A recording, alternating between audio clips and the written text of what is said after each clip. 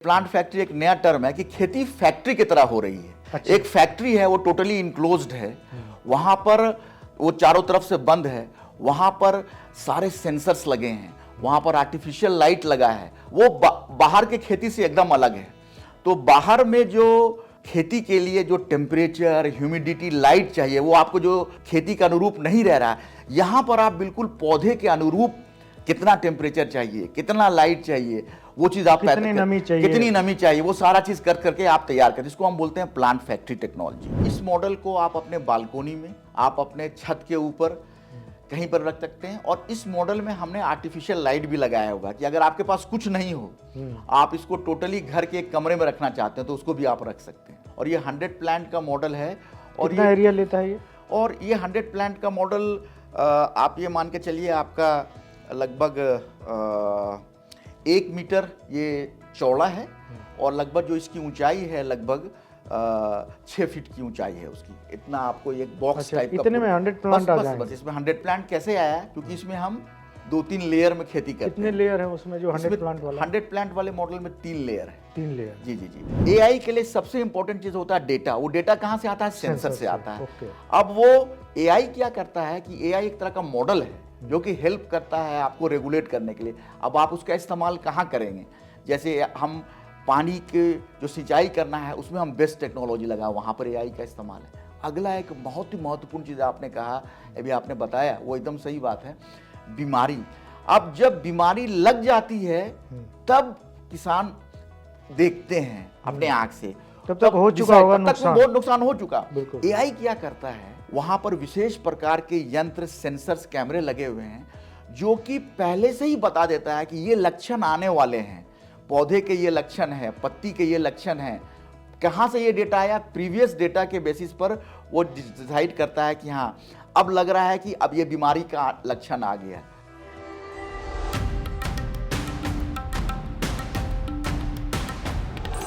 एक दौर था जब भारत में खुरपी और कुदाल से खेती हुआ करती थी। उसके बाद दौर आया हल और बैल का, और उसके बाद जब ट्रैक्टर आया तो खेती की दुनिया ही बदल गई। ट्रैक्टर का दौर चल रहा है, ड्रोन का दौर आया, और अब ड्रोन से भी आगे बढ़ के एआई, ऑटोमेशन, मशीन लर्निंग का दौर है, और रोबोटिक का दौर है खेती में। और बहुत सारे लोग ये सवाल करते हैं कि इन चीज़ों का कैसे इस्तेमाल होगा। तो इसी पे आज हमने प्रोफेसर मुर्तजा हसन को बुलाया है, जो एग्रीकल्चर इंजीनियरिंग के प्रोफेसर हैं और पिछले करीब 3 दशक से इसी मुद्दे पे काम कर रहे हैं। खेती का जो स्वरूप है उसको बदलने का काम कर रहे हैं। तो डॉक्टर साहब, आपका बहुत बहुत स्वागत है। तो डॉक्टर साहब, सबसे जो अभी बजट में भी काफ़ी सारा एआई पे बात हुई कि किसानों को हम उसको लेस करेंगे एआई से। एआई का किसानों से क्या लेना देना है? क्योंकि बहुत सारे किसान तो वो है कि भाई पढ़े लिखे नहीं हैं, तो किसान कहाँ एआई का इस्तेमाल करेगा, कैसे करेगा, कैसे उससे एआई के मदद से आगे बढ़ेगा वो? देखिए, जो हमारे देश की जो खेती है वो समय के साथ साथ खेती भी स्मार्ट बन गई है। स्मार्ट का अर्थ ये होता है कि आजकल के जितने अवेलेबल लेटेस्ट टेक्नोलॉजी है, जैसा आपने बताया, आर्टिफिशियल इंटेलिजेंस है, ऑटोमेशन है, मशीन लर्निंग है, ये सब का सभी सेक्टर्स में होता रहा था अब तक उपयोग, और अब इन सभी टेक्नोलॉजीज़ का इस्तेमाल एग्रीकल्चर में भी होता आ रहा है, और एग्रीकल्चर इसके वजह से स्मार्ट हो गया है। अब इन टेक्नोलॉजीज से होता फ़ायदा ये है कि जो ये टेक्नोलॉजीज़ इनपुट मैनेजमेंट में मदद करता है। जितने भी तरह की जो एग्रीकल्चर में इनपुट्स है, पानी है, बीज है, खाद है, जितने भी तरह की होता है, इस तरह इसका कैसे बेस्ट उपयोग किया जाए और उसका कैसे मैनेजमेंट किया जाए, तो ये सब टेक्नोलॉजी इसमें मदद करती है। साथ साथ में आपने ये भी कहा कि मशीन भी बहुत सारी विकसित हो गई है। पुराने ज़माने में जहाँ खुरपी से शुरुआत होकर के ट्रैक्टराइजेशन हुआ, बिल्कुल ट्रैक्टर आया, जी जी जी जी, बैलों से खेती होती थी, जी जी जी, धीरे धीरे मॉडर्न हुई, लेकिन अब एआई तक बात आई है। एआई किसी को पच नहीं रहा है एग्रीकल्चर में, जी जी जी, उसका इस्तेमाल वही कैसे होगा? जी जी जी। और अब आपको बताएं आपको कि अभी जो एग्रीकल्चर का युग है हमारे देश में, इसको हम बता रहे हैं कि एग्रीकल्चर 4.0 चल रहा है। इसका अर्थ क्या होता है कि जो एग्रीकल्चर 4.0 जो एग्रीकल्चर है, ये डेटा रिडन एग्रीकल्चर है। इसमें पूरा डेटा का इस्तेमाल, जैसे हम देख रहे हैं आजकल डेटा साइंस बहुत विकसित हो गया है। जी।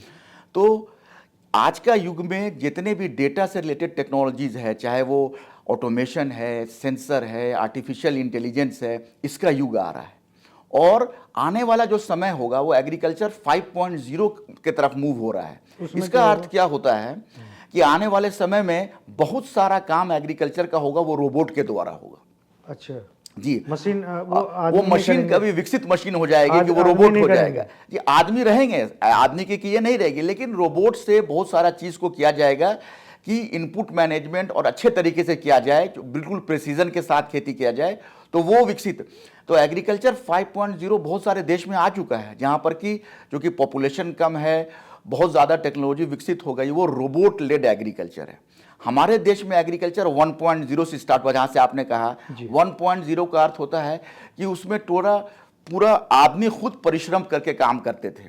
2.0 में धीरे छोटी छोटी मशीन आई, 3.0 में ट्रैक्टर्स आया और सारी मशीन्स आई, और अब 4.0 का ज़माना है जिसमें कि सारे मॉडर्न टेक्नोलॉजी, जैसे आपने बताया अभी, आर्टिफिशियल इंटेलिजेंस है, ऑटोमेशन है, सेंसर्स है, जिसका इस्तेमाल सारे सेक्टर्स में पूरे दुनिया में हो रहा है। हम उसके बगैर नहीं रह सकते हैं। एग्रीकल्चर भी और उसमें भी एग्रीकल्चर में भी हो रहा है। अब एग्रीकल्चर एक और तरीके से स्मार्ट हुआ है कि एग्रीकल्चर का परिप्रेक्ष्य बदल दिया। जैसे आपने कहा धान गेहूं से हटकर, इसका अर्थ क्या हुआ कि अभी का जो समय आ गया है, एग्रीकल्चर करने के लिए जो जगह चाहिए, जो इनपुट्स चाहिए, उसमें बदलाव आया है। अब आजकल बड़े शहरों के आसपास बहुत ह्यूज पॉपुलेशन हो गया है, काफ़ी पॉपुलेशन है, उनकी अलग फूड डिमांड है, एक अलग तरह की डिमांड है, जिसमें कि बहुत ज़्यादा सब्जी, हरी सब्जी, फ्रूट्स आजकल हम सभी लोगों को चाहिए आजकल के ज़माने में। इनटेक उसका बढ़ गया जी, इनटेक बढ़ गया है। इनको कैसे ग्रो किया जाए? तो इनको ग्रो करने के लिए, और जो नए परिप्रेक्ष्य मैंने बताया कि जगह कम है, आपने बताया कि लाइट कम आ गई है, ठीक है, कैसे आप इंडोर खेती करेंगे, उसमें जो नई नई तकनीक आई है, जिसका का नाम आपने बताया कि हाइड्रोपोनिक्स। इसका अर्थ होता है कि आप, हाइड्रो मतलब वाटर होता है कि प्योर पानी में खेती करें। एरोपोनिक्स, आप हवा में कैसे खेती करें। एक्वापोनिक्स का अर्थ होता है कि आप मछली और खेती का उत्पादन साथ साथ हो। तो ये सब नई तकनीक है। नहीं, जैसे हमने वो भी अपने बातचीत में शुरुआत में कहा जो कि सूरज की रोशनी बहुत ज़रूरी है। ये तो हम लोग बचपन से ही पढ़ते आए हैं कि शुरुआती किताबों से ही रहता है कि फोटोसिंथेसिस जो है वो ज़रूरी है पौधों को पोषण मिलने के लिए। तो वो सब कैसे ये नई जो मॉडर्न टेक्नोलॉजी है उसमें मान लीजिए कि मान लीजिए इस स्टूडियो में बैठे हैं, इसमें तो सूरज की रोशनी नहीं आ रही है। तो क्या ये जो हमने आर्टिफिशियल रोशनी जो है, क्या ये सूरज की रोशनी वाला काम करती है पौधों के लिए? जी, बहुत अच्छा प्रश्न आपने किया। और ये खास करके स्टूडेंट तो बहुत लोग जानना चाहेंगे। बिल्कुल, कि जो एग्रीकल्चर प्रोडक्शन का जो बेसिक इक्वेशन है फोटोसिंथेसिस इक्वेशन होता है। सूरज की रोशनी है उससे जी। तो फोटोसिंथेसिस इक्वेशन क्या कहता है बेसिकली कि जब कार्बन डाइऑक्साइड और पानी मिल करके ग्लूकोज बनाते हैं और ऑक्सीजन रिलीज होता है, और ये जो प्रक्रिया होती है इसके लिए लाइट ज़रूरी है। यहाँ पर एक बात ध्यान देने की ज़रूरत है, फोटोसिंथेसिस इक्वेशन का जो ये कहता है कि लाइट चाहिए, सोलर लाइट नहीं कहा, लाइट किसी भी तरह की हो। अच्छा। ये एक इम्पॉर्टेंट चीज़ है। तो आजकल लाइट कम होते जा रही है, और अगर आपको टोटली इंडोर खेती करनी है अगर आपको, तो वहाँ पर लाइट नहीं रहेगी। तो आजकल एक और टेक्नोलॉजी बहुत ही विकसित हो गई है जिसे हम बोलते हैं आर्टिफिशियल लाइट। अब आप देख रहे हैं हमारे घरों में तरह तरह का स्मार्ट एलईडी लाइट आ गया है। वो कितना आपके आई को अच्छा लगता है, ठंडक देता है, और उसकी पावर कंजम्पशन भी काफ़ी कम है। तो एलईडी की दुनिया बहुत विकसित होती है। एलईडी जो लाइट होती है, आपको एक तरह के एलईडी लाइट देखते हो जो आपको व्हाइट एलईडी दिखता है, और एक तरह की लाइट आपको देखते हैं जो कि उसमें कलर्ड लाइट होता है।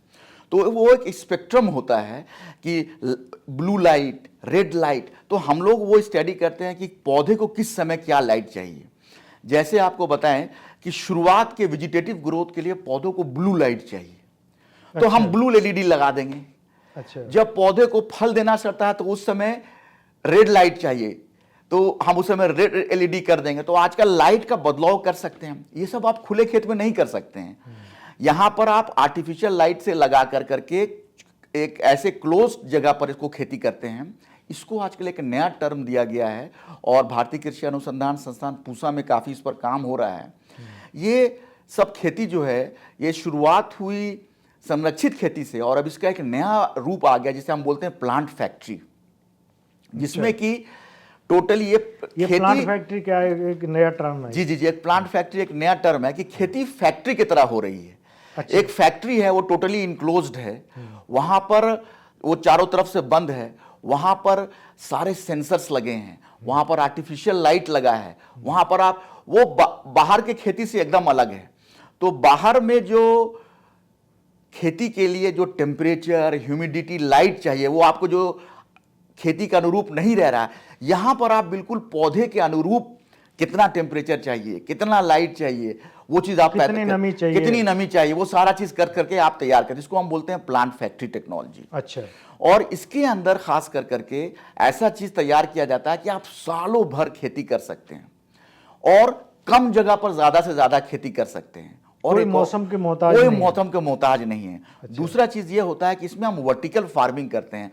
आप खास करके हमारे देश में देखते होंगे जब खेती जैसे होती घर है, वर्टिकल बन गए, ऐसे जी जी जी, फार्मिंग वर्टिकल। अपार्टमेंट्स वर्टिकल हो गया। वर्टिकल जगह में कोई कमी नहीं है, जगह कहाँ है, कमी हॉरिजॉन्टल में। Horizontal तो अब अगर खेती लेयर बाय लेयर किया जाए, मतलब एक ही जगह है, आप 10 लेयर पर खेती करें तो आपको कितना आपकी प्रोडक्टिविटी बढ़ जाएगी, क्योंकि आप 10 गुना हो गया प्रोडक्शन।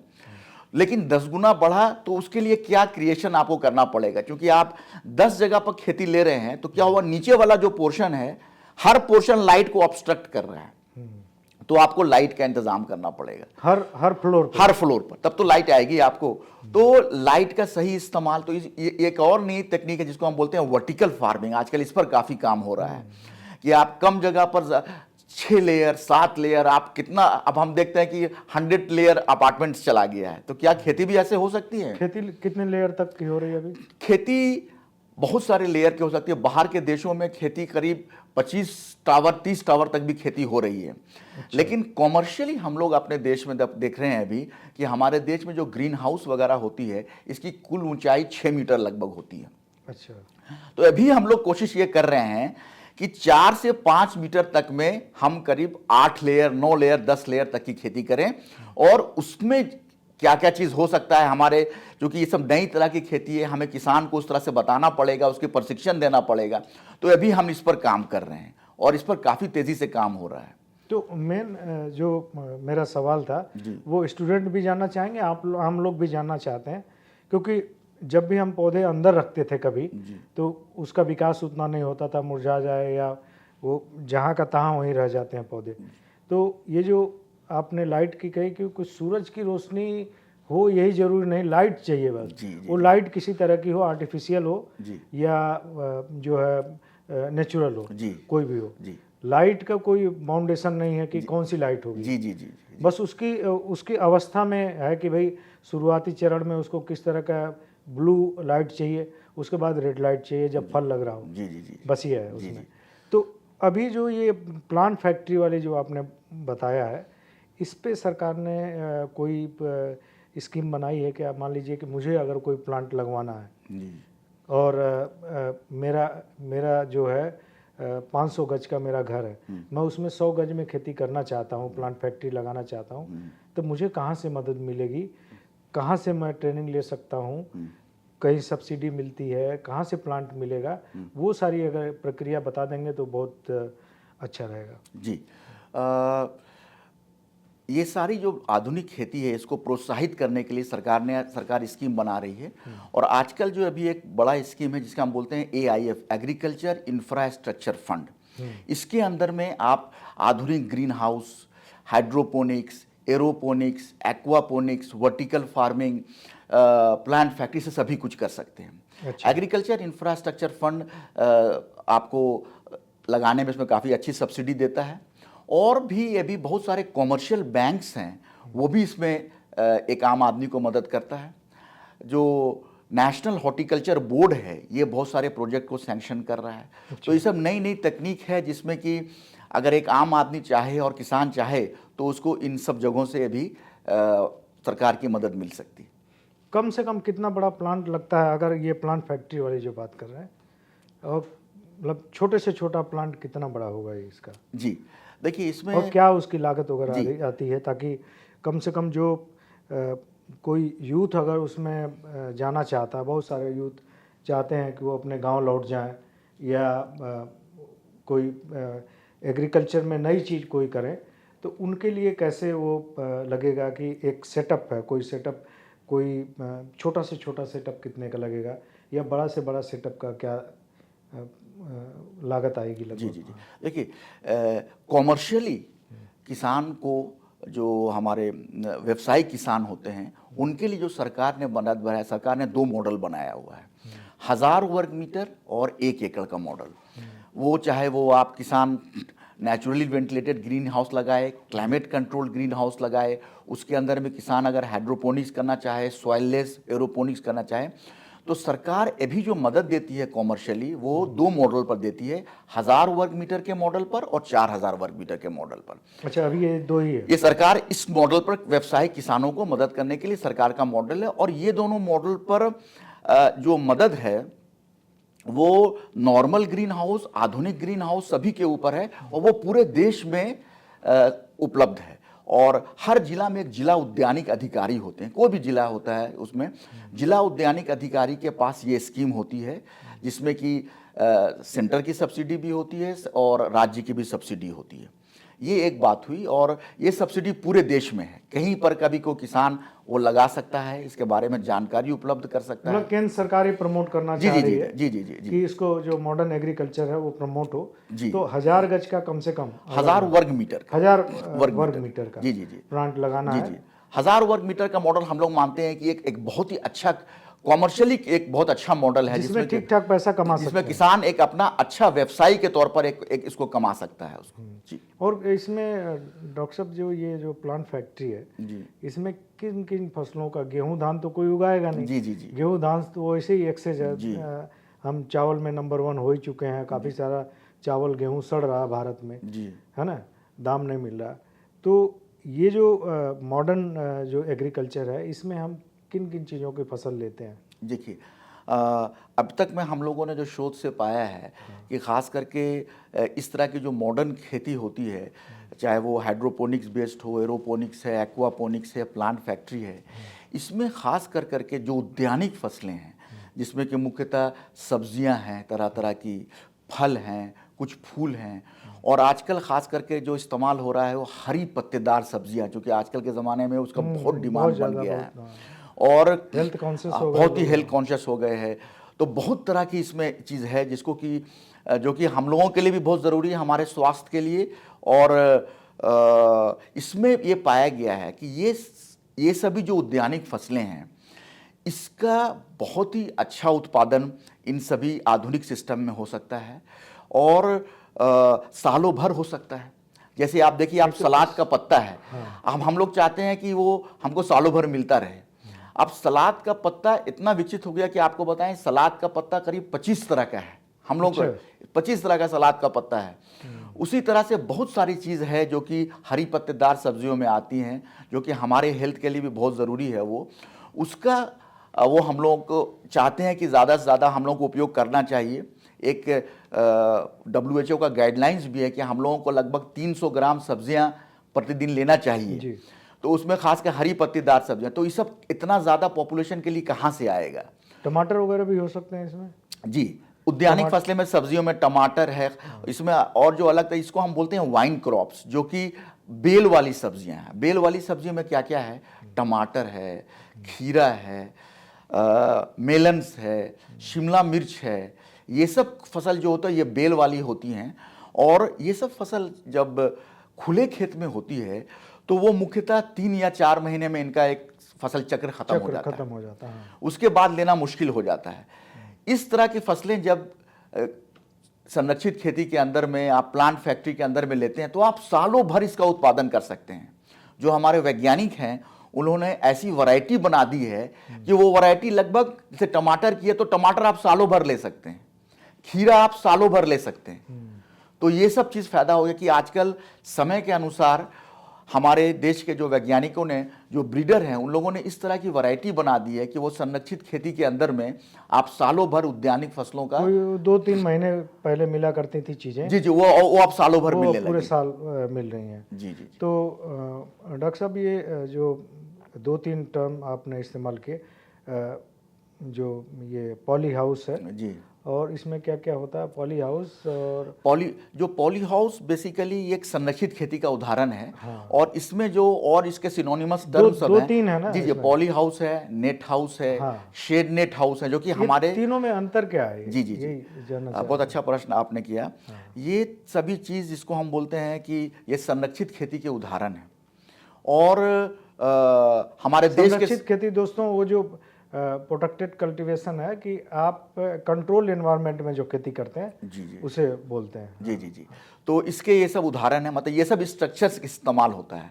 और जैसा मैंने बताया कि हमारे देश के किसान ये तीनों में अंतर जी क्या जी है, हाँ, एक बार वो समझा हाँ, दीजिए। हमारे देश के किसान ये तीनों संरचना का इस्तेमाल करते हैं, पॉली हाउस, नेट हाउस और शेड नेट हाउस। ये हमारे देश में काफ़ी प्रचलित है, पूरे देश में। ये सब एक संरचना होती है और कॉमर्शियल ये सभी संरचना मुख्यतः जीआई पाइप से बनाई जाती है। अच्छा। इसका जो फाउंडेशन होता है वो जीआई पाइप से बनता है। अच्छा। आप इसे बैम्बू से भी बना सकते हैं, अगर कोई और लकड़ी कहीं पर से बना उससे भी बनाया जा मजबूत सकता है, मजबूत उससे बनाया जा सकता है। लेकिन मुख्यतः व्यावसायिक जो होता है ये जीआई पाइप से बनता है। और यही कारण होता है कि इसकी लाइफ 25 से 30 साल तक होती है, क्योंकि जीआई पाइप से बनाया जाता है, इसका फाउंडेशन काफ़ी मजबूत होता है। अब एक बार संरचना बन गई, उसके बाद जो पॉली हाउस होता है उसमें जो कवरिंग मटेरियल होता है, जिससे कि घर का, जैसे घर में हमारा कवरिंग मटेरियल क्या होता है, ईंट है, उसके चारों तरफ से हम उसको सीमेंट लगाते हैं। उसी तरह से पॉली हाउस की जब संरचना बन गई, ढांचा बन गया, उसके बाद हम इसे कवर करते हैं। कवरिंग मटेरियल अगर हम स्पेशल तरह की प्लास्टिक होती है, नेट होती है, ये सब का अगर कॉम्बिनेशन इस्तेमाल होता तब उसे हम पॉली हाउस कहते हैं। उसमें छत पर प्लास्टिक होगा, किनारे में स्पेशल तरह का नेट होता जिससे हवा का आदान प्रदान हो। और ये नेट की एक और विशेषता होती है कि ये बीमारी वाले जो अवयव हैं, कीड़े हैं, उसको नहीं आने देता, इसलिए इसे अंदर इसे इंसेक्ट प्रूफ नेट भी कहा जाता है। अगला स्ट्रक्चर होगा जिसे हम बोलते हैं, इसका नाम ही है इंसेक्ट प्रूफ नेट, मतलब कि वो उसमें कोई प्लास्टिक का इस्तेमाल नहीं होता है। ये भी हमारे देश के किसान काफी ज्यादा खास करके कर रहे हैं, जिसमें कि नेट बनाते हैं। और ये इंसेक्ट प्रूफ नेट होता है जो कि इसमें कि हवा का आदान प्रदान हो और इसमें जो बीमारी वाले कीड़े हैं उसका आदान प्रदान, उसको अंदर आने ही नहीं देता है। तो इसे हम बोलते हैं इंसेक्ट प्रूफ नेट हाउस। अच्छा। अगला स्ट्रक्चर है शेड नेट। जैसे नाम से ये शेड नेट, इसका नाम है ये छायादार नेट, ये छाया प्रोवाइड कर रहा है। क्योंकि ज़्यादातर जगह पर हमारे देश में अभी भी जो मुख्य समस्या है वो है ज़्यादा गर्मी। जो बाहर के देश हैं वहाँ पर जो प्रोटेक्टेड कल्टीवेशन का जो मेन उनका काम है, उनकी मुख्य समस्या है बहुत ज़्यादा लो टेम्परेचर। हमारा मुख्य उद्देश्य है बहुत ज़्यादा हाई टेम्परेचर, उसको कैसे कम किया जाए। तो हम उसमें एक विशेष तरह का नेट लगाते हैं जिसके हम बोलते हैं शेड नेट। टेम्परेचर कम रहता है। ये शेड क्या करता है, इसका नाम ही है शेड। तो ये सूरज की रोशनी को कंट्रोल करता है। ये कभी कभी 50% कंट्रोल करता है, 75% कंट्रोल करता है, 80%, जैसा आपकी ज़रूरत होती है उसके अनुसार शेड उपलब्ध है। और शेड कई कई कलरों में उपलब्ध है। कभी कभी आप किसान के खेत में देखते होंगे मुख्यतः हरा रंग का शेड नेट, ये बहुत ही कॉमन है क्योंकि आई अपीजिंग है थोड़ा सा। हालांकि एक बात हम अपने दर्शकों को, किसानों को बताना चाहेंगे कि टेम्परेचर कम करने के हिसाब से जो सबसे अच्छा कलर होता है वो ब्लैक कलर होता है। ब्लैक कलर कम करने कम, क्योंकि ब्लैक कलर ये तो बहुत आपने अलग बात कर दी, क्योंकि ज्यादातर लोग ये मानते हैं ये कि भाई जो काला रंग है वो गर्मी सोखता है। जी जी, एब्जॉर्ब तो करता है वो, लेकिन वो एब्जॉर्ब करके रह जाता है, वो कंप्लीट एब्जॉर्ब कर लेता है। लेकिन अंदर में जब शेड नेट के अंदर जो माइक्रो क्लाइमेट चाहिए, टेम्परेचर कम चाहिए, तो वो काला रंग का सबसे ज्यादा कारगर होता है। हरा भी करता है, हरा थोड़ा सा आपको आई प्लीजिंग लगता है, आजकल आप हर देखे होंगे हरा शेड नेट। लेकिन हम लोगों ने शोध के द्वारा पाया था कि जो काला शेड नेट होता है उसमें आपने सही कहा, वो टेम्परेचर एब्जॉर्ब करने की क्षमता होती है, तो वो एब्जॉर्ब करके अपने पास रख लेता है, कहीं उसको जाने नहीं देता है। तो अंदर का तापमान जो होता है वो तो ये आधा सच है जो अभी जी लोग समझते हैं। जी। और एक और नया तरह का शेड नेट आ गया है आजकल, जो ये काला वाला तो अपना इतना प्रचलित नहीं है, नहीं प्रचलित है। जहाँ भी देखता हूँ जी, आप वो हरा मिलता है। और आजकल नया जो शेड नेट आया वो लाल रंग का शेड नेट आया है, वो बिल्कुल लाल कलर का है। वो भी एक सोलर एनर्जी की रोशनी को सोखता है और साथ साथ में चूंकि वो रेड कलर का है इसलिए वो रेड स्पेक्ट्रम को प्रमोट करता है, तो उसके द्वारा ये पाया गया है कि पौधों का ग्रोथ अच्छा होता है उसके अंदर में। अच्छा, जी जी जी जी। तो ये कलर सब थेरेपी पौधों को भी दी जाए। कलर थेरेपी पौधों को भी मिल जाती है। जी जी। और एक और जो न्यूट्रल कलर है वो भी बहुत चलता है, वो व्हाइट कलर, बिल्कुल व्हाइट कलर है। वो आपको इंसेक्ट प्रूफ नेट ज्यादातर व्हाइट कलर का होता है, लेकिन आजकल व्हाइट कलर का शेड नेट भी मिलने लगा है।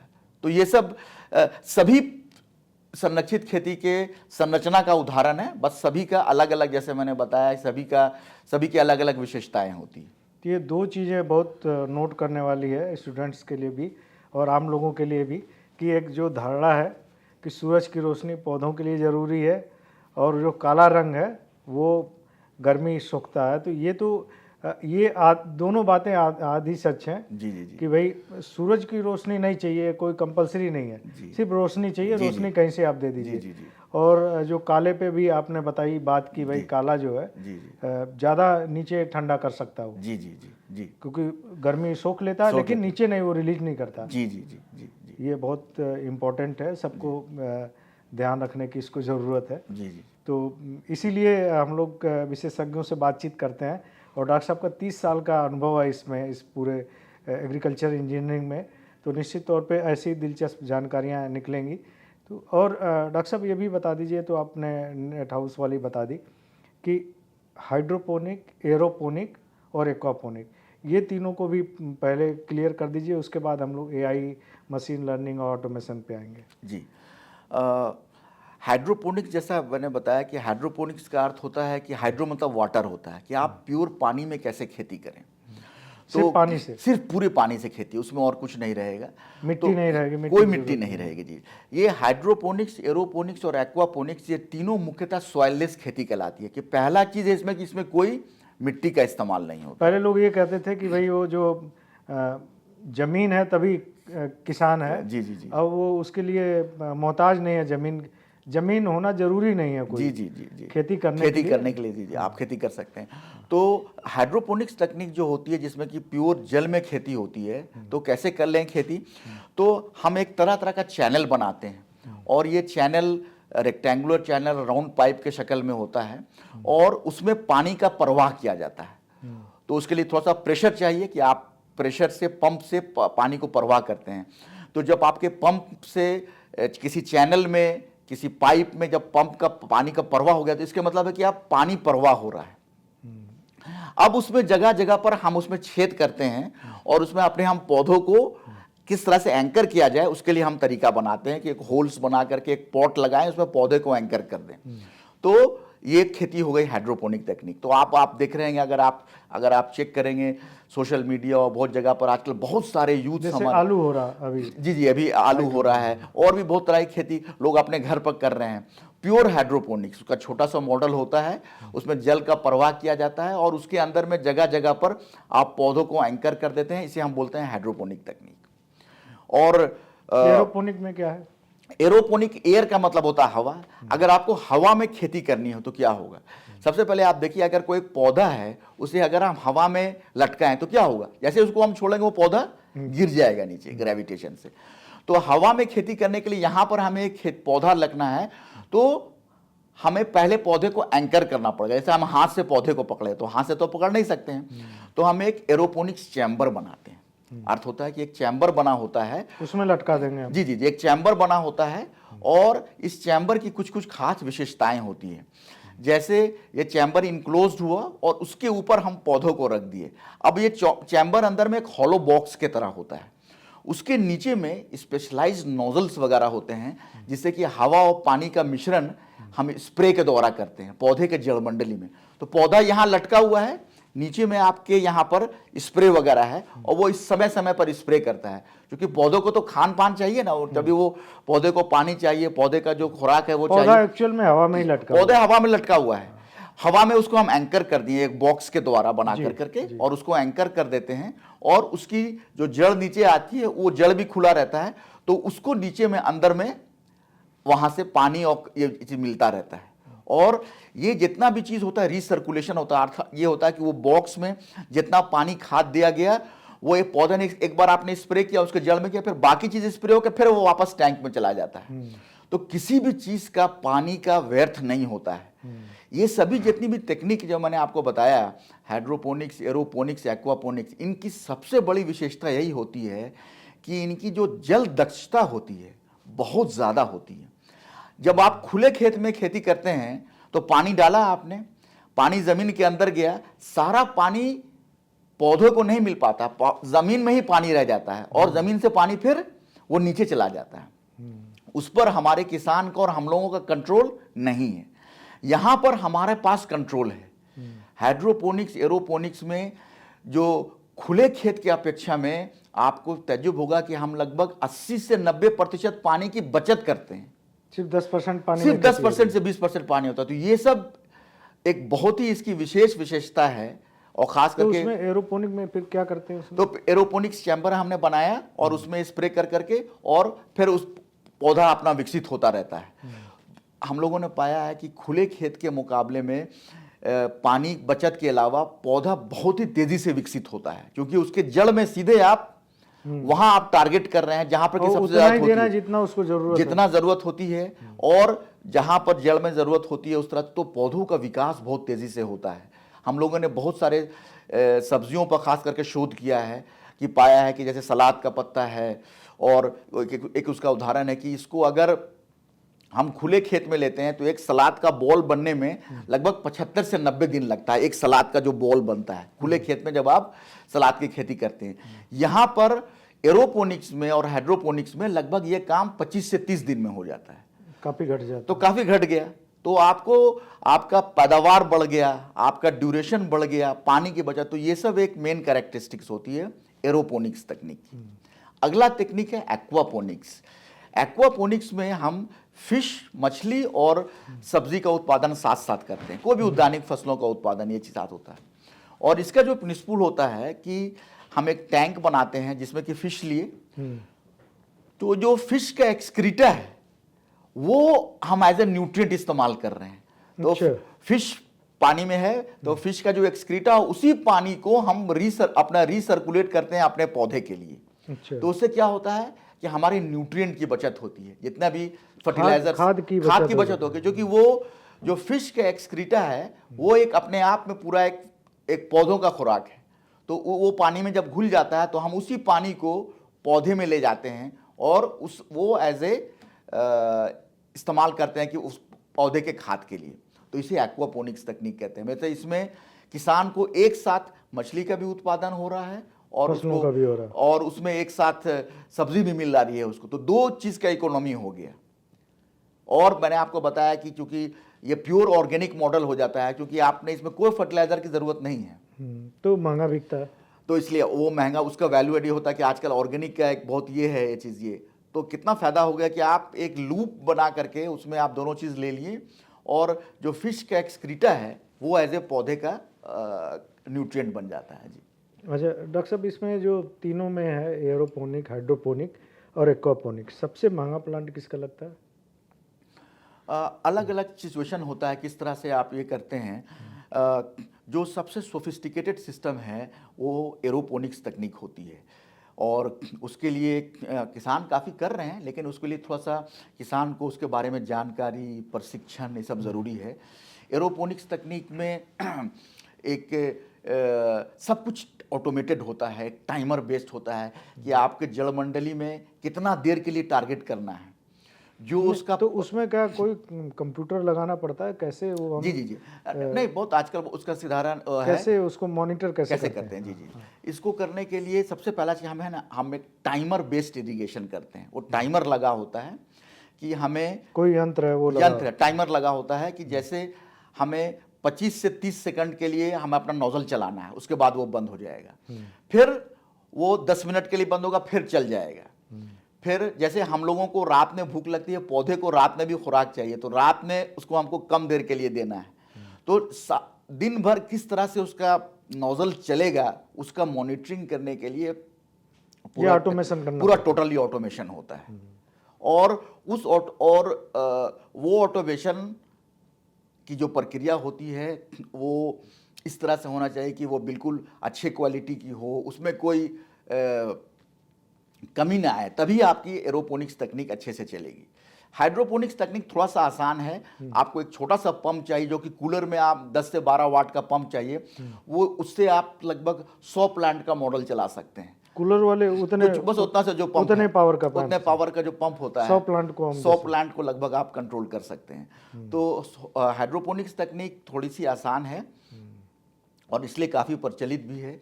एरोपोनिक्स तकनीक के खास करके अभी कुछ विशेष वर्ग के किसान और खास करके इंडस्ट्री ओरिएंटेड किसान काम कर रहे हैं। बट एक्वापोनिक्स काफ़ी इम्प्रूव हो रहा है, क्योंकि इसमें क्या हो रहा है कि आपको दो इकोनॉमी मिल रही है, आपको फिश भी मिल रहा है और ये भी मिल रहा है। तो ये भी काफ़ी धीरे धीरे प्रचलित होता जा रहा है। तो ये मेन चीज़ है कि मॉनिटरिंग उसकी, जी, कि कैसे मॉनिटरिंग करें। और कितने कितने का प्लांट लग जाता है तीनों, अगर कोई एक मिनिमम एरिया है उसका? जी, देखिए आपको हम बताएं आपको कि हम लोगों का एक 100 प्लांट मॉडल है, बहुत ही सक्सेसफुल मॉडल, ये कमर्शियलाइज सबसे हमारा छोटा हाँ, मॉडल है। ये एक इसको हम बोलते हैं होम किट है। एक 100 प्लांट मॉडल एक आम सिटीजन के घर में ये रखा जा सकता है। 100 प्लांट का 100 प्लांट का मॉडल सेटअप है, हाँ। और ये टोटली हाइड्रोपोनिक्स बेस्ड मॉडल है। और इस मॉडल को आप अपने बालकोनी में, आप अपने छत के ऊपर कहीं पर रख सकते हैं। और इस मॉडल में हमने आर्टिफिशियल लाइट भी लगाया हुआ है कि अगर आपके पास कुछ नहीं हो, आप इसको टोटली घर के एक कमरे में रखना चाहते हैं तो उसको भी आप रख सकते हैं। और ये 100 प्लांट का मॉडल है। और कितना एरिया लेता है ये? और ये 100 प्लांट का मॉडल आप ये मान के चलिए आपका लगभग 1 मीटर ये चौड़ा है, और लगभग जो इसकी ऊंचाई है लगभग 6 फीट की ऊंचाई है उसकी। इतना आपको एक बॉक्स अच्छा, टाइप का इतने में 100 प्लांट आ बस जाएंगे? इसमें 100 प्लांट कैसे आया है, क्योंकि इसमें हम 2-3 लेयर में खेती करते कितने हैं। लेयर है उसमें जो 100 इसमें प्लांट वाला? 100 प्लांट वाले मॉडल में 3 लेयर है। 3 लेयर। जी जी जी। तो 3 लेयर से एक और भी फायदा क्या होता है आपको बताएं। 100 प्लांट किस चीज़ का है? मान लीजिए टमाटर का तो 100 नहीं होगा। नहीं, 100 प्लांट आप पत्ते वाले किसी चीज़ ये नहीं, 100 प्लांट आप कोई भी उद्यानिक फसलों का ले सकते हैं। अच्छा। 3 लेयर का फायदा क्या होता है कि अगर कोई एक आम आदमी है तो उसे अगर 3 अलग अलग तरह की सब्जी चाहिए, तो आप वो तीनों लेयर में अलग अलग लगा लिया, तो 3 अलग अलग तरह की सब्जी हो गई। कमरे के अंदर रख सकता है? आप कमरे के अंदर रख सकते हैं इसको। और इसकी एक और बहुत ही विशेष बात है, ये 100 लीटर का ये 100 प्लांट सिस्टम होता है। इसके नीचे में हम एक टैंक रखते हैं, और बहुत छोटा सा टैंक होता है, ये 100 लीटर कैपेसिटी होता है। अच्छा। मतलब 100 पौधा है, 100 लीटर टैंक है। इसी 100 लीटर टैंक में हमें समय समय पर वो हम लोगों का प्रेस्क्राइब्ड डोजेज बना हुआ है कि पौधों का जो खुराक होता है, वाटर सॉल्युबल फर्टिलाइजर, वो हमें समय समय पर उसको डालना पड़ेगा। पौधों को तो खुराक चाहिए ना, बिल्कुल चाहिए, पानी के अलावा। हाँ। तो वाटर सॉल्युबल फर्टिलाइजर किस अवस्था में आपको कितना कितना डालना है, आप उसको लेकर के उस टैंक में डाल देना होगा। और ये सब सारा हाइड्रोपोनिक्स बेस्ड मॉडल होता है। इसमें कहीं पर कोई एवापोरेशन लॉस नहीं होता है। जितना भी पानी है ये पूरा निरंतर प्रवाह होकर वापस टैंक में आता रहता है, ये चलता रहता है। ये हम लोग कोशिश करते हैं कि हाइड्रोपोनिक्स का जो मॉडल होता है, दिन भर में ये लगभग समय से अनुसार, कभी हम इसको 8 घंटा 10 घंटा लगातार 24 घंटे में इतना इसको चलना चाहिए इसको। जब आप एक बार 100 लीटर का टैंक भर देते हैं तो आप इसकी जल दक्षता इतनी अच्छी होती है कि आपको जाड़े के समय में एक बार आपने 100 लीटर भर दिया तो ये लगभग आपको 40 से 60 दिन तक आपको अब इसको कोई जल के बारे में पानी की 100 पौधों को पानी की जरूरत नहीं है। मतलब एक बार आपने भर दिया, वो आपको अगला 2 मंथ तक वो आपको अपना उसमें सर्कुलेट होता रहेगा। वो गर्मी के समय में ये थोड़ा सा और घट जाता है, ये लगभग समझ लीजिए 1 महीना हो जाएगा। तो आप सोचिए कि आप अगर आप इसको खुले खेत के में कमी कीजिएगा तो आप देखिए कि ये खुले खेत के मुकाबले में हार्डली 5 to 10% वाटर यूज है। एक इसकी जो सबसे बड़ी विशेषता होती है ये चीज़ें। और कितने का है ये 100 प्लांट वाला? ये जो हमारा 100 प्लांट का मॉडल है, ये 2 तरह से है। अगर इसका जो बेसिक मॉडल होता है 100 प्लांट का, ये लगभग 40,000 के आसपास में आता है, जिसमें कि पूरा सिस्टम होता है, टैंक होता है, सब कुछ लगा होता है। इसको हमने और इसका आधुनिक रूप दे दिया है। जैसे इसमें हमने कुछ सेंसर लगा दिया है और कुछ ऑटोमेशन कर दिया है। तो जैसे जैसे जितना सेंसर्स ऑटोमेशन हम लगाते रहते हैं, इसका दाम बढ़ते जाता है। कुछ सेंसर लगा करके इसका दाम 60,000 हो गया, कुछ करा के मतलब हम 1 लाख तक जाते हैं कि वो फुल्ली ऑटोमेटेड हो जाएगा कि आप अपने मॉडल को एक ऐप द्वारा, आप अपने ऑफिस में भी हैं, आप उस ऐप द्वारा अपने मोबाइल से उस वहां को उसको कंट्रोल कर सकते हैं। अच्छा, उसमें क्या क्या है थोड़ा उस पर बता जी। दीजिए, क्योंकि ये जो है ना, जो अर्बन फार्मिंग है, जी। खासतौर पे अब जिस तरह की समस्याएं आ रही हैं कि हम देख रहे हैं कि बहुत ही दूषित पानी में पैदा हुई सब्जियां, जैसे यहीं यमुना के किनारे सब सब्जियां पैदा हो रही हैं, पानी एकदम काला है, उसके किनारे सब्जियां पैदा हो रही हैं, तो कितनी सही होंगी भगवान जाने क्या जी, होगा जी, जी, उसका। जी, जी, जी। तो लोग उससे परेशान है कि कितना निम्न दर्जे की चीज़ें डाल करके उसको पैदा किया जा रहा। तो लोगों को ये चाहिए कि सही चीज़ मिल जाए। अगर वो उसको 1 लाख रुपए भी लग रहा है और 100 पौधे उसमें है और पानी की इतनी कम खपत है, तो निश्चित तौर पे लोग इसको अपनाएंगे और अर्बन फार्मिंग में इसका इस्तेमाल बढ़ेगा। लेकिन जानकारी नहीं है, आप बता रहे हैं, बहुत दिलचस्प जानकारी है। जी, जी, जी। 1 लाख वाले में 40,000 तो बेसिक है। 40,000 रुपये का जो हाँ, इसका एक 1 बेसिक लाख मॉडल। वाले में क्या क्या है उसमें? जी, जी, जी। और हम इसका पहले पेटेंट वगैरह भी हुआ है जी, जी, पूसा जी। का? ये थोड़ा ये हमारी कॉमर्शियलाइज़ टेक्नोलॉजी है आईसीआर के द्वारा, ठीक है? अच्छा। और हम लोगों ने इसको सबसे पहले जी20 डेलीगेट्स को दिखलाया था। जब अच्छा। आपको याद है जी20 इवेंट जी, हुआ जी, था, बिल्कुल, हाँ। तो बहुत ही ये प्रचलित हुआ था। बहुत सारे देशों ने बहुत इसमें उत्सुकता ज़ाहिर की थी।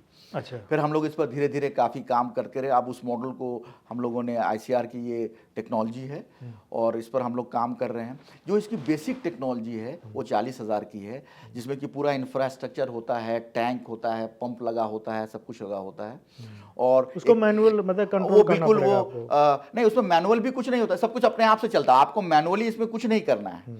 ये जो सिर्फ बेसिक लाइट देना है सिर्फ उसको? उसमें अगर आपको लाइट की तब जरूरत है जबकि आप टोटली इंडोर हैं, जैसे कि अगर आपने बालकोनी में रख दिया तो आपको ग्रो लाइट की जरूरत नहीं। उतना लाइट जो एक बेसिक लाइट होती है उसको उतना चाहिए लाइट होती है, ठीक है? नहीं, बिजली की जरूरत है अंदर? हाँ, बिजली की जरूरत बिजली है। की जरूरत बिजली है, की जरूरत है क्योंकि उसमें मोटर पंप चल रहा है आपका मोटर उससे। चल जी, रहा जी। है।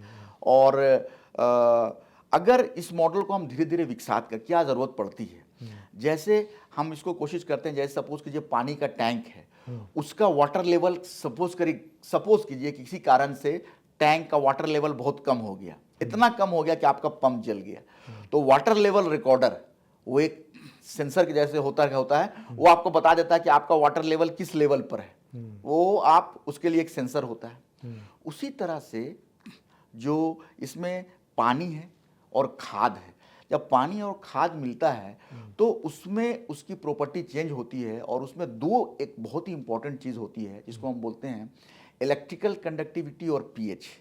जो हमारे घर का भी जो हमारा आरओ लगता होता है, इसमें यही दोनों प्रिंसिपल, ये दोनों काम करता है। अच्छा। क्योंकि हमारे घर में जितना जो पानी आता है और जब आप आरओ लगाते हैं तो यही दोनों चीज़ कंट्रोल होता है। इसको हम बोलते हैं ईसी, टीडीएस और पीएच।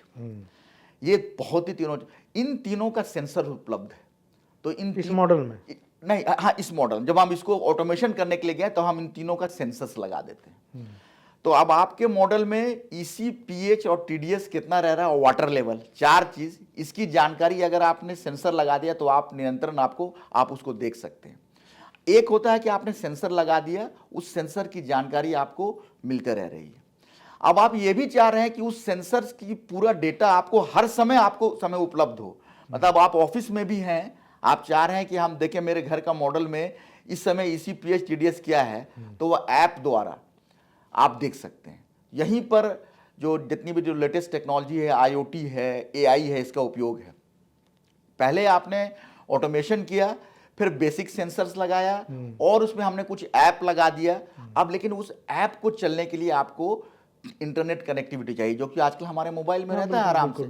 तो जैसे जैसे मॉडल विकसित हो जाता है, हम वहां तक भी ले गए कि आपको सारा चीज जानकारी आपके लैपटॉप में, आपके मोबाइल में, कहीं पर भी आप उसको देख सकते हैं। मतलब खेती कंट्रोल कर सकते हैं अपने बिल्कुल कर ऑफिस से सकते भी। हैं। जी, जी, जी, जी। तो वो जी, आईओटी जी, जी, उसका उसमें है। जी, तो ये बहुत इंपॉर्टेंट है। इसका पेटेंट हो गया? जी, जी, जी, सब हम लोगों ने पेटेंट के का। प्रोसेस में हमने टेक्नोलॉजी कॉमर्शियलाइज कर दिया है। कोई भी आज के डेट में इस टेक्नोलॉजी को ले सकता है इसको।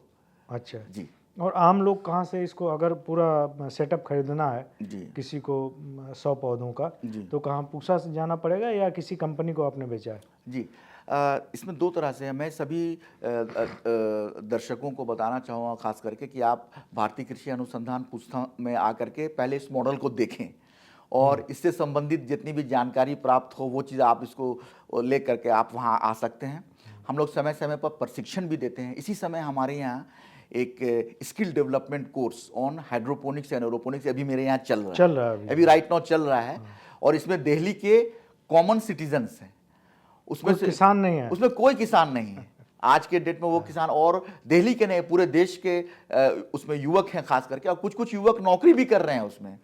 वो ऑनलाइन ये करते हैं और हमारी ट्रेनिंग करते हैं, लेकिन ट्रेनिंग हमारी ऑफलाइन है। अभी ट्रेनिंग हमारी वो पूसा में ये 90 डेज की ट्रेनिंग है, skill development. Agriculture engineering division में नहीं, ये एग्रीकल्चर इंजीनियरिंग डिवीजन और संरक्षित कृषि प्रौद्योगिकी केंद्र, ये भी IRI के अंदर में है। वहां पर ये ट्रेनिंग अभी चल रही है, स्किल डेवलपमेंट कोर्स है। और अब हम इस तरह के प्रशिक्षण सालों भर करते रहेंगे। ये ट्रेनिंग में कोई भी कॉमन सिटीजन आकर इसका सेटअप लेने के लिए पूसा ही जाना है। हाँ, आपको पूसा आकर के 2 तरह के है इसमें। हमने आपको पूसा आकर के पूरी जानकारी प्राप्त करना पड़ेगा, फिर हम आपको बता देंगे कि आपको किस वंडर। पूसा बेचने का काम नहीं करते हैं हमने टेक्नोलॉजी किसी स्टार्टअप्स को दे दिया है। आप आकर के पहले इसके बारे में पूरी जानकारी प्राप्त उसके बाद खरीदिए, उसके बाद खरीदिए और प्रशिक्षण प्राप्त करिए, तो वो भी और भी अच्छा रहेगा।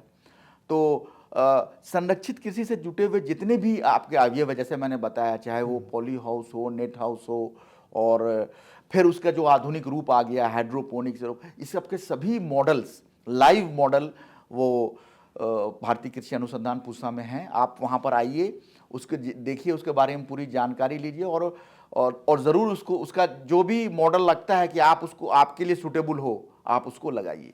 कोई भी मतलब युवा या कोई भी किसान कोई भी जानना चाहता है, इन जो मॉडर्न खेती को सीखना चाहता है, तो निश्चित तौर पे उसको मतलब जो ट्रेडिशनल खेती है उसमें तो कुछ इसको मिलेगा नहीं, उसको जाना पड़ेगा साइंटिस्ट के पास, जो एक्सपर्ट है उसके पास जाना पड़ेगा। तो वो जगह पूसा है या और भी इंस्टीट्यूट इस पे काम कर रहे हैं? जी, बहुत अच्छा प्रश्न आपने किया। अभी आजकल लगभग सभी स्टेट एग्रीकल्चर यूनिवर्सिटीज़ और भारतीय कृषि अनुसंधान परिषद के जितने भी लगभग 100 से ज़्यादा इंस्टीट्यूशंस हैं पूरे देश में, कृषि विज्ञान केंद्र आजकल लगभग हर जिला में एक कृषि विज्ञान केंद्र है। और बहुत सारी जो नॉर्मल यूनिवर्सिटीज़ है, आपको बताएं, आज अभी दिल्ली यूनिवर्सिटी के जितने भी कॉलेजेस हैं, दिल्ली यूनिवर्सिटी के हम समझते हैं करीब 25-30 कॉलेजेस सिर्फ दिल्ली में हैं। दिल्ली यूनिवर्सिटी के इन सभी कॉलेजेस में अभी skill development course on hydroponics और एरोपोनिक्स चल रहे हैं, और उसमें हम लोग भारतीय कृषि अनुसंधान संस्थान, हम लोग एक्टिवली उन लोगों को मदद कर रहे हैं उसमें। हम करीब अभी 15 दिल्ली के कॉलेजेस, यूनिवर्सिटी के कॉलेज के साथ मिलकर काम कर रहे हैं। इसके अलावा भी बहुत सारे IITs, NIITs और सेंट्रल यूनिवर्सिटीज़ में भी आजकल इसके ऊपर शोध हो रहा है। आज के उसके ऊपर इस पे सरकार चाहती है कि लोग जुड़े, नई चीज़ करें। तो अगर पूसा में कोई जाना चाहता है, पूसा मान लीजिए दिल्ली के बीच में है और दिल्ली के आसपास के लोग जाना चाहते हैं कि भाई दिन भर में गए और सीख के चले आए, तो उनको टोटल कितने दिन का कोर्स करना है और क्या फीस वगैरह है उसकी? देखिए, इस तरह से है कि अगर कोई एक आम आदमी जानकारी प्राप्त करने के लिए पूसा आता, हमारे पास रोज़ फार्मर्स और ये पूरे देश के आते रहते हैं, और तो उसके लिए कोई फीस नहीं है। जानकारी प्राप्त करने के लिए देने के लिए हम कोशिश करते हैं कि टेक्नोलॉजी हमारे आम आदमी के पास पहुंचे। जी। दूसरी बात होती है कि प्रशिक्षण की बात, हम इंडिविजुअली प्रशिक्षण नहीं दे सकते हैं, क्योंकि समय का और इसके कि एक आम आदमी का अगर अकेला आए वो, तो हम लोग बैच वाइज, जैसे इस तरह का स्किल डेवलपमेंट कोर्स किए हैं। ये स्किल डेवलपमेंट कोर्स, ये वाला जो अभी चल रहा है, ये 90 डेज का कोर्स है, और इसकी जो हमने फीस रखा है ये 15,000 है इसकी, जिसमें कि आपको सर्टिफिकेट भी मिलेगा 90 डेज के अंडर में। अच्छा। और तो ये पेड ट्रेनिंग है, और इसमें कोई भी आकर के वो पेड ट्रेनिंग कर सकता है। उसके अलावा कुछ स्मार्ट मॉड्यूल, जैसे किसी के पास इतना समय नहीं है, कोई 5 दिन की ट्रेनिंग करना चाहे, कोई 7 दिन की ट्रेनिंग करना चाहे, तो जिस तरह का मॉड्यूल्स होता है उसके अनुसार हमारे पास उसके फीस होती है, और फिर हम उस तरह से उसको प्रशिक्षण देते हैं। अच्छा, इसमें कोई ऐसा क्वालिफिकेशन का कोई बैरियर तो नहीं है? कोई मान लीजिए कि 10वीं फेल है, वो भी मॉडर्न फार्मिंग करना चाहता है और आपसे सीखना चाहता है, तो उसके लिए भी दरवाजे खुले हैं या कोई बैरियर आपने लगा रखा है उसके लिए? नहीं, बिल्कुल कोई बैरियर नहीं है खेती के लिए। हमने इसको बिल्कुल ही ये रखा है कि अभी जो पहला स्किल डेवलपमेंट कोर्स जो हमारा चल रहा है, इसमें हमने अप टू 50 ईयर्स तक का रखा था कि कोई भी आके, कोई भी गृहिणी भी हो वो भी आ सकती हैं इसमें। कोई एजुकेशन का बैरियर नहीं है? एजुकेशन का बैरियर, एज का कोई बैरियर नहीं है? एज का बैरियर एक रखा था, एक 50 मैंने रख दिया था ऐसे कि बट उसमें कोई भी आदमी आ सकता है। कोई ऐसा वो नहीं है? जी जी जी, कोई पत्थर पे लकीर वाला कोई बात मुद्दा नहीं है। जी जी, सीखना है किसी को, कोई भी आ सकता कर सकते हैं जी। तो ये जो 2-3 चीज़ें आपने बताई बहुत ही महत्वपूर्ण है। ये जो नेट हाउस जो है अभी गांव में भी देखने को मिल गया, 25-30 साल से हमारे यहाँ काफ़ी लोकप्रिय है। जी तो कोई भी जो सालों से गेहूं धान की खेती या मान लीजिए तिलहन दलहन की खेती कर रहा है और उसके अंदर भी ये व्याकुलता है कि वो बदले, क्योंकि उन जो चीज़ वो कर रहा है सालों से उसमें फ़ायदा नहीं है, तो वो कहाँ जाएगा? सबसे पहले कृषि अधिकारी के पास जाए, बागवानी के अधिकारी के पास जाए। अगर वो प्लांट उसको लगाना, अपने खेत में लगाना, कहाँ जाएगा, किससे सीखेगा और कितना लगभग पैसा, कम से कम छोटे से छोटे प्लांट में कितना पैसा लगेगा, poly house, net house, shade net house, इसमें? जी जी जी नेट हाउस एक बहुत, आपने बताया कि एक बहुत ही अच्छी संरचना है हमारे देश के किसान के लिए, और काफ़ी जगहों पर यह बहुत ही प्रचलित हो रही है। इसका एक कारण ये है कि नेट हाउस का जो खर्चा होता है ये पॉली हाउस का लगभग 60% हो जाता है, नेट हाउस का खर्चा। और हमारा देश का जो क्लाइमेट है उसके हिसाब से नेट काफ़ी कारगर हो रहा है। हम लोगों का जो इसको प्रचलित करने का तरीका ये है, क्योंकि अभी भी जो धान गेहूं है ये सब, ये हमारा ग्रेन क्रॉप है, वो हम अभी उसको एकदम स्टॉप नहीं कर सकते, एकदम से नहीं कर सकते। लेकिन क्या है ना डॉक्टर साहब, बहुत सारे किसान, जैसे पंजाब हरियाणा में बात होती है, यूपी में भी बात होती है, बहुत सारे किसान अंदर से उनके व्याकुलता, छटपटाहट है कि निकलें, कुछ नया करें, लेकिन उनको रास्ता नहीं दिखता, वो जाएं कहाँ, किससे मांगे मदद और कितना पैसा लगाएं, करें क्या कि जिससे वो अपने को शिफ्ट कर सकें। जी जी जी और अच्छा, देखिए इस तरह की खेती की एक सबसे बड़ी एक और विशेषता होती है कि इसको ज़्यादा जगह नहीं चाहिए। जो भी हम लोग के बहुत सारे किसान हम लोग जगह पर काम कर रहे हैं, जो कि धान गेहूं के अच्छे किसान हैं, उनको हम लोग बोलते हैं कि वो धान गेहूं जो उनके पास काफ़ी बड़ा खेत होता है, खेत के एक भाग में 1000 वर्ग मीटर का, 1000 वर्ग मीटर ज़्यादा बड़ा नहीं होता, 1000 वर्ग मीटर का एक नेट हाउस लगा दें। 1000 वर्ग मीटर का जो एक नेट हाउस है, इसका आज के डेट में जो मार्केट कॉस्ट है, मैंने आपको, अभी हम सब्सिडी की बात नहीं कर रहे हैं, 1000 वर्ग मीटर का जो नेट हाउस का मार्केट कॉस्ट है ये लगभग 5 से 6 लाख रुपया है लगभग। अच्छा। ड्रिप सिंचाई के साथ साथ 1000 वर्ग मीटर का जो ग्रीन हाउस है, उसके पैकेज में उसके अंदर ड्रिप सिंचाई सिस्टम लगा होता है, ये लगभग 5 से 6 लाख रुपए का आता है। और यही अगर आप पॉली हाउस ले लेंगे तो उसका दाम लगभग 9 से 10 लाख रुपया हो जाता है। अच्छा। तो उसमें यहाँ पर बचत हो गया। अब हर जिला में एक जिला उद्यानिक अधिकारी होते हैं। किसानों को या ग्रोअर्स को जिला उद्यानिक अधिकारी के पास जाना है और वो वहाँ पर देखते हैं किसान का आधार कार्ड है या उनके पास जो उनकी ज़मीन है उसके अनुसार वो उसको स्कीम बताते हैं। तो जैसा आपने कहा कि अभी नेट हाउस हमारे किसान के बीच में बहुत ही प्रचलित है, क्योंकि इसका थोड़ा सा दाम कम हो गया, इसको मेंटेनेंस आसान होता है और लाइफ भी काफ़ी आसान होता है। 1000 वर्ग मीटर में किसान को लगाना है। 6 लाख रुपए का जो इसका मार्केट कॉस्ट है, जो किसान का जो खर्चा आता है वो लगभग 1.5 से 2 लाख रुपए का आता है। बाकी जितना भी होता है वो सब्सिडी द्वारा कवर हो जाता है। बाकी सब्सिडी होता है। किसान इतना करने के लिए तैयार है। बहुत सारे किसान, जैसे आपने कहा कि हमारे देश में भी हम लोग एस्टिमेट कर रहे हैं कि 1 लाख हेक्टेयर से ज़्यादा संरक्षित खेती ऑलरेडी हमारे देश में आंकड़ों के हिसाब से हो गया है। 1 लाख हेक्टेयर से भी हम आगे बढ़ गए हैं, जबकि हमारे देश प्रोटेक्टेड कल्टीवेशन, जिसमें कि अगर हम कहें कि नेट हाउस की एक विशेष भूमिका है, क्योंकि नेट हाउस में मेन फायदा क्या है कि हम बाहर से कीड़ों को रोक लेंगे जी, और जो टेम्परेचर बहुत ज़्यादा है माइक्रो क्लाइमेट कंट्रोल हो जाएगा, ठीक है ना। और बीमारी कंट्रोल हो जाता है। संरक्षित खेती का एक अच्छा ये है और कम पैसे में बन जाता है। वो भी ड्रिप इरिगेशन भी हो जाता है इसके साथ। तो किसान के पास एक ऐसा चीज हो गया कि 2 लाख, मान लीजिए 2 लाख अपने पास से लगाएगा, बाकी सब्सिडी मिल जाएगा 1000 गज में, 1000 वर्ग मीटर में, 1000 वर्ग मीटर में। जी जी। अच्छा, ये मिनिमम है जी, और उसमें 7-8 लाख हो जाएगा, उसमें तो 3-4 लाख रुपए उसके लग जाएंगे। जी जी जी जी नेट हाउस में ना। जी जी। तो नेट हाउस इसलिए बहुत ही प्रचलित है। आपने ठीक कहा कि किसान काफ़ी इसको लगा रहे हैं, इसको नहीं, काफ़ी चाहते हैं बदलना। जी जी जी। लेकिन उनके पास कोई रास्ता नहीं दिखता कि किससे बात करें, क्योंकि गांव तक बहुत सारी चीज़ें नहीं पहुंचती हैं। और मैं इसीलिए चाह रहा हूं कि अपने पॉडकास्ट में ये सारी चीज़ें, क्योंकि हम लोग ज़्यादातर हमने जो बात की है अभी तक, वो बात की है अनाजों से रिलेटेड, दलहन तिलहन से रिलेटेड, टेक्नोलॉजी पे हमने पहली बार सोचा कि आपसे बातचीत करें। तो अभी जो आपने एक बार बोला कि ये एग्रीकल्चर ये आगे जो है रोबोटिक उसमें दौर में जाएगा। जी जी तो ये जो अभी एआई का दौर है, जी। इससे कितना टाइम लगेगा कि रोबोट जो है खेतों में काम करते हुए दिखेंगे? क्या फ्यूचर है? कुछ इसका कोई विजन डॉक्यूमेंट बना है?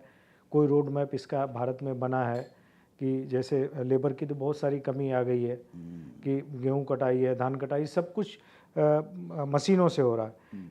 खेतों में रोबोट काम करते हुए कब दिखेंगे? कोई विजन बना है? वैज्ञानिकों ने कुछ बनाया है या सरकार ने कुछ इसका रोड मैप दिया हो? जी।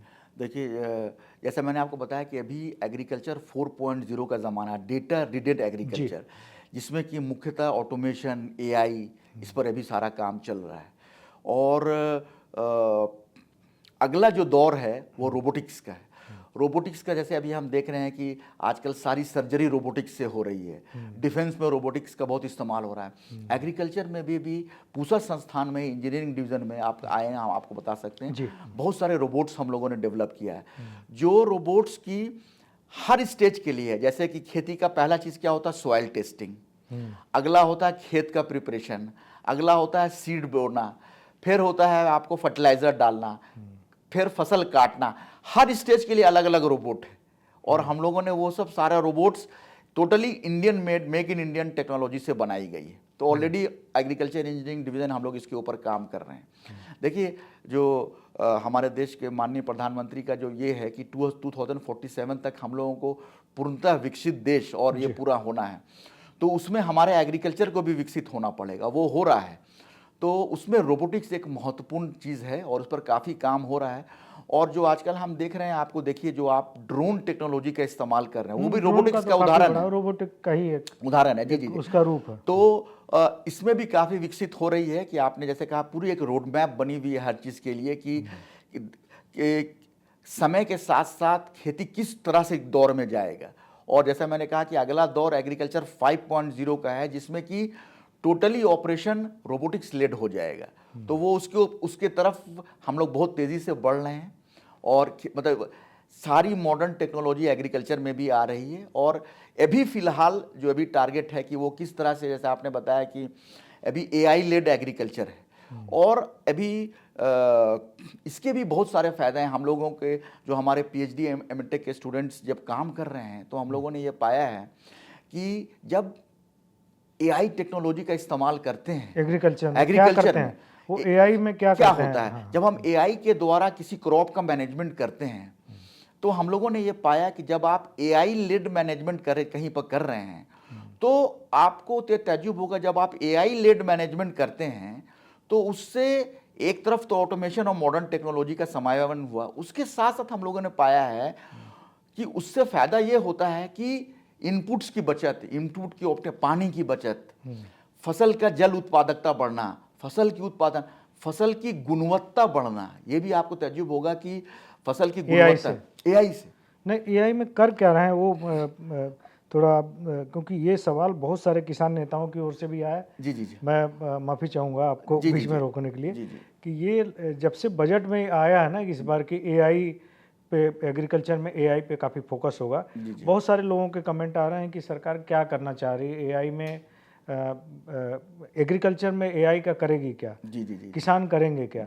तो वो बताइए, एआई का इस्तेमाल कैसे हो रहा है? क्या पौधों में बीमारियों को देखने के लिए हो रहा है या किस तरह से कर रहे हैं? एक बार आप बताएंगे तो शायद जो जाले लगे हुए हैं लोगों के दिमाग में कि एआई का इस्तेमाल एग्रीकल्चर में कैसे हो सकता नहीं हो सकता, तो थोड़ा स्पष्ट होगा वो सब। जी, देखिए, बहुत अच्छा आपका प्रश्न है कि एआई से कैसे हम लोग मैनेज करते हैं, क्या क्या चीज़ फ़ायदा होता है। जैसे सबसे देखिए, पहला चीज़ जो होता है, एक चीज़ क्या होता है कि फसल को उत्पादन के लिए जो माइक्रो क्लाइमेट चाहिए, माइक्रो क्लाइमेट एक बहुत ही महत्वपूर्ण चीज़ होता है, जिसमें कि टेम्परेचर, ह्यूमिडिटी, रेडिएशन है। इसका मैनेजमेंट कैसे किया जाए? टेम्परेचर, ह्यूमिडिटी और रेडिएशन, ये सब चीज़ खेती के लिए बहुत ज़रूरी है। जब आप खुले खेत में खेती कर रहे हैं तो किसान इसके ऊपर कंट्रोल नहीं है। लेकिन एक आप कंट्रोल इन्वायरमेंट जो आपका बताया, वहाँ पर इसका उदाहरण है। अब ये सब सारे अवयवों को किस तरह से मेंटेन किया जाए, उसके मैनेजमेंट में जैसे सेंसर्स द्वारा उसका मैनेजमेंट करते हैं, लॉन्ग टर्म डेटा करते हैं, एआई का जो मॉडल होता है उसको गवर्न करता है, पौधों को किस समय क्या माइक्रो क्लाइमेट चाहिए उसका सीधा साधा उदाहरण आपको एआई मदद करता है। अगला है पानी और जो सिंचाई, जैसे आपको सिंचाई कर पौधों ऐप को के जरिए ऐप के जरिए पौधों को ये जो कुछ भी एआई का आप इस्तेमाल बता रहे हैं, ये जो कंट्रोल एनवायरनमेंट में जो प्रोटेक्टेड कल्टीवेशन है ये उसमें है। जी जी, नहीं आप खुले खेत में भी कर सकते हैं, ऐसा अच्छा। नहीं है। खुले खेत में भी, जैसे सपोज कीजिए खुले खेत है, उसमें आलू लगा हुआ है खुले खेत में, अगर किसान को बिल्कुल समय के अनुसार कि पौधे के अनुसार किस समय चाहिए कि मिट्टी के अनुसार अगर सिंचाई करना है, वो न्यूट्रिएंट डालना है, उसमें एआई का इस्तेमाल है। कैसे करते हैं? कैसे करेगा? उसमें क्या करते हैं, सबसे पहले एआई के लिए जो सबसे महत्वपूर्ण चीज होती है वो होता है डेटा। एआई डेटा कहाँ से जनरेट करता है? एआई में सबसे पहले तरह तरह के सेंसर्स का इस्तेमाल किया जाता है। अब वो जो खेत में सेंसर्स लगे होते हैं, खेत में सेंसर लगा खेत में लगा होता है सेंसर, वो सेंसर्स हमें नियंत्रण बताते रहते हैं कि इस समय पानी का ये लेवल है, जो मिट्टी है कितना चाहिए, उसमें मॉइस्चर है, कब आपको सिंचाई शुरू करना है, कब सिंचाई बंद करना है। ये इसकी जो नियंत्रण डेटा आता है वो कहाँ से आया है? सेंसर से। अब इसके तो एआई का इस्तेमाल अगर करना है जी, तो आपको खेत में सेंसर लगाना पड़ेगा। एआई के लिए सबसे इंपॉर्टेंट चीज होता है डेटा। वो डेटा कहाँ से आता है? सेंसर से आता है। ओके। अब वो एआई क्या करता है कि एआई एक तरह का मॉडल है जो कि हेल्प करता है आपको रेगुलेट करने के लिए। अब आप उसका इस्तेमाल कहाँ करेंगे? जैसे हम पानी के जो सिंचाई करना है उसमें हम बेस्ट टेक्नोलॉजी लगा, वहाँ पर एआई का इस्तेमाल है। अगला एक बहुत ही महत्वपूर्ण चीज़ आपने कहा, अभी आपने बताया, वो एकदम सही बात है, बीमारी।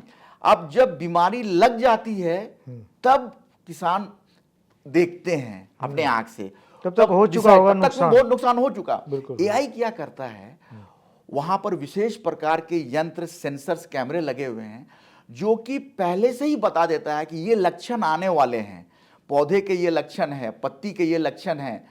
कहाँ से ये डेटा आया? प्रीवियस डेटा के बेसिस पर वो डिसाइड करता है कि हाँ अब लग रहा है कि अब ये बीमारी का लक्षण आ गया है। तो पहले से ही आपको पता चल जाता है कि आपको ये बीमारी आ जाती है और किसान को पता चल जाता है। तो वो समय के, जो कि एग्रीकल्चर में समय का बहुत ही उपयोग होता है, बिल्कुल। तो समय से वो नियंत्रण ले लिया गया कि हाँ भाई ये चीज आने वाला है, अब ये मेजर लिया जाए। तो यहाँ पर एआई का इस्तेमाल हुआ। तो आप सोच सकते हैं कि ये कितना इंपॉर्टेंट चीज जैसे अगर खेत में पानी ज़्यादा है जी और नाइट्रोजन ज़्यादा है तो एआई ये बता सकता है कि इंसेक्ट का अटैक हो सकता है। जी जी जी जी जी जी। सबसे पहले तो आप ये बताइए कि अगर खेत में पानी ज्यादा है तो एक पानी बहुत ही मुख्य चीज है, अभी पानी की जरूरत नहीं है, पानी चल गया, पानी को कब रोकना है, ये एक बहुत ही इतना एआई का इसमें भी बहुत उपयोग है। और सेंसर, कितने सेंसर, अगर मान लीजिए किसी को 1 हेक्टेयर का प्लाट है किसी का, जी जी, या 1 बीघे का, तो कितने सेंसर उसमें लगाएगा कि उसको पता चलेगा? जी जी, देखिए अलग अलग कामों के लिए अलग अलग सेंसर और सेंसर की कीमत क्या है? हाँ, बहुत अच्छा प्रश्न आपने किया कि एक तो कि किस तरह का सेंसर, अलग अलग चीज के, एक सेंसर सभी काम नहीं करता है। जैसे हमारे, आप देखते हैं हमारे घर में टेम्परेचर का सेंसर लटका होता है, वो बता रहा था टेम्परेचर क्या। उसी तरह से एक यंत्र है जिसे हम बोलते हैं, किसान के खेत में बहुत ही प्रचलित है, इसको बोलते हैं टेंसियोमीटर। अच्छा। टेंसियोमीटर क्या बताता है? सोयल मॉइस्चर टेंशन, सोयल में कितना टेंशन है, और वो ये बताता है किस समय खेत टेंसियोमीटर। टेंसियोमीटर अच्छा। किसान के खेत में बहुत ही प्रचलित है। ये बताता है कि कितना किसान के किस समय पानी की जरूरत है, फसल को बता देगा। तो नॉर्मली जैसे 1000 वर्ग मीटर का अगर लगा हुआ है, 1000 वर्ग मीटर में हम लगभग 3 से 4 सेंसर लगा, जगह जगह पर सेंसर लगा देते हैं। ये जमीन के अंदर लगाएंगे या? ये जमीन के अंदर लगा देते हैं। अच्छा। और ये लगभग 0 से 15 सेंटीमीटर डेप्थ पर लगाया जाता है, और ये बताता है कि उस डेप्थ में, जो कि उसी डेप्थ में पानी की जरूरत होती है, उस डेप्थ में कितने पानी की जरूरत है, अभी कितना टेंशन आ गया है, तो उसका। अब ये टेंशन, ये आपको मोबाइल पे अलर्ट दे सकता है? ये आपको अलर्ट दे देगा। ये वहां से मोबाइल पर अलर्ट आ गया, मोबाइल से पंप को आ गया, पंप से वो चल ऑटोमेटिक चल। तो ये सब सारा ऑटोमेशन और एआई यहाँ एआई का इस्तेमाल। यहाँ एआई का। और ये जो मिट्टी है सेंसर कितने का है? जो बहुत ही बेसिक टेंसियोमीटर होता है, जो किसान के खेत में लगा होता है, वो बहुत ही बेसिक होता है, वो लगभग 2000 से 2500 रुपए का आता है। बस इतना ही है? इतना ही का आता है। और बीमारियों के लिए, बीमारियों को रेगुलेट करना, उसके लिए कोई जो देखिए आप इस तरह से कीजिए कि अगर कुछ कुछ सेंसर्स जो होते हैं, हम लोग कोशिश करते हैं कि इस तरह का सेंसर्स दिया जाए कि वो सेंसर्स हमारे किसानों के लिए आराम से उपलब्ध हो, एक सबसे बड़ी उपलब्धता। दूसरी बात है किसानों के लिए बहुत ही इंपॉर्टेंट चीज़ है कि वो सेंसर्स का कितना दाम है, क्योंकि किसान के लिए दोनों चीज़ बहुत उपयोग, क्योंकि गांव गांव तक सेंसर्स चाहिए और सेंसर्स मेड इन इंडिया होना चाहिए, सेंसर्स का दाम इफेक्टिव होना इतना चाहिए, हो कि किसानों को इतना हो कि burden न हमारे लगे। किसान। अब आपने वो सही कहा, कुछ कुछ सेंसर्स सस्ते होते हैं, खास करके सॉयल मॉइस्चर का सेंसर है, इरिगेशन का सेंसर है, टेम्परेचर का सेंसर है, लाइट का सेंसर, ये सब बहुत ही सस्ता आजकल हो गया, आराम से किसान लगा सकता है। कुछ कुछ सेंसर्स हैं जैसे जो पत्ती पर लगा होगा, वो पत्ती के का बता देगा क्लोरोफिल इंडेक्स कितना है वहां पर, तो कितनी पत्तियों पे वो लगाएगा बस वो एक दो पत्ती पर लगाना है, ऐसा नहीं कि आपको हर पत्ती पर एक, उसको हम बोलते हैं मतलब ना, कि पूरे खेत में एक दो पौधे पे यस, लगाना उसमें है। हम क्या होता है, इसको हम बोलते हैं रिप्रेजेंटेटिव पौधा। जैसे कि आपने टमाटर 1000 पौधा लगा हुआ है, तो आपको एक या दो पौधा चुन लेते हैं जो अच्छा पौधा होता है और उसमें वो सेंसर लगाया जाता है, तो उसके वो ये मान के चलता है कि वो पूरे पॉपुलेशन को रिप्रेजेंट वो कर क्या रहा है। बताता है जो ये हाई लेवल का सेंसर? हाई लेवल का सेंसर्स आपको ये तक बता देता है कि आपका जो पत्ती है उसमें ग्रीननेस इंडेक्स कितना है, उसमें लीफ एरिया इंडेक्स कितना है, फोटोसिंथेसिस कितनी हो रही है, और इस तरह का चीज़, अब उसमें क्या कोई बीमारी आ रहे हैं। तो ये सब अभी नए नए सेंसर्स की भी दुनिया बहुत ही तेज़ी से विकसित हो रही है एग्रीकल्चर में खास करके। और जैसा मैंने बताया कि कुछ कुछ सेंसर्स तो बड़े आराम से मिल जाते हैं, कुछ कुछ सेंसर्स कॉस्टली हैं, महंगे हैं। एक इसका दूसरा उदाहरण है, आगे बढ़ते हैं हम, जब हार्वेस्टिंग शुरू होता है, सपोज कीजिए टमाटर पूरे में लग गया, किसान अपने आंख से देखता है, ये उसके हिसाब से, ये जो आजकल का जो एआई का वो सेंसर्स है, वो पौधों को, टमाटर को देख के पता चलता कि अब इसकी रैपनिंग इंडेक्स इतनी हो गई, अब पौधा ये तैयार है इसके लिए, वो उस समय उसको पिकअप करता है, वो सेंसर्स वहां पर जाता है उसका वो चीज़, और उसके बाद वो उसको रैप करके कि हाँ अब ये तैयार है प्लकिंग के लिए, और उसको तोड़ता है। तो हर स्टेज के लिए, चाहे वो प्राइमरी स्टेज से लेकर हार्वेस्टिंग तक, सभी में सेंसर्स और एआई का उपयोग, यहाँ एआई का इस्तेमाल ऐसे और होता है, रोबोटिक्स का भी इस्तेमाल अब होने लगा है ऑलरेडी। होने लगा है। तो ये एक नई दुनिया में आपने एग्रीकल्चर की एक नई दुनिया बताई, और इसमें मुझे लगता है कि ये किसानों के लिए बहुत लाभदायक होगा। जो लोग खेती को बदलना चाहते हैं, जो नए युवा आना चाहते हैं खेती में, उनके लिए जो है ये पॉडकास्ट बहुत ज़बरदस्त साबित होने वाला है। और डॉक्टर साहब ने बहुत नई चीज़ें बताई हैं, और अगर आगे भी आप इस मुद्दे पे और बातचीत करना चाहते हैं तो भी हमारे कमेंट बॉक्स में लिख के दीजिए, और हम कोशिश करेंगे कि एग्रीकल्चर इंजीनियरिंग से जुड़े जो भी और लोग हैं उनसे भी बातचीत करें। डॉक्टर साहब आपने बहुत ही ज़बरदस्त जानकारी दी है, नई चीज़ों की जानकारी दी है।